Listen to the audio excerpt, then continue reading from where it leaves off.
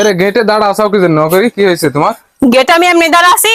আজ কিস্তি দিন লয়, বৃহস্পতিবার কিস্তি মাস্টার এসে ঘুরে গেছে, কইছে আজকে দিব ভাই।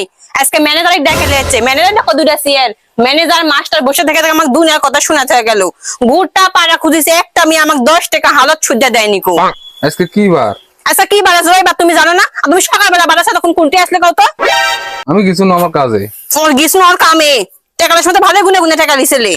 সকালবেলা বারাসে তুমি তো বিয়ে হওয়া মরদ কেউ কবেই না কো। রাগ দেখাচ্ছিস কি আমার সাথে? তো কি কবে? ভালো করে কথা কবে? আর তুমি জানো আজকে কিস্তির দিন, তুমি জানো না আজকে? ভালো করি তো কল লাগবে। তো লাঠি দেখেছিস, এই যে লাঠি।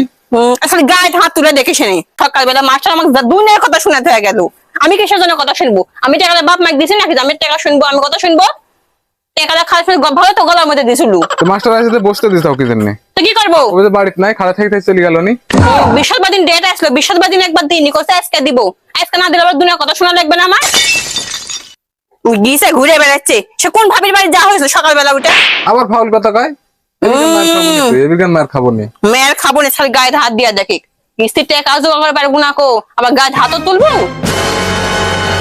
হ্যাঁ পয়না নি আমি দেখিস।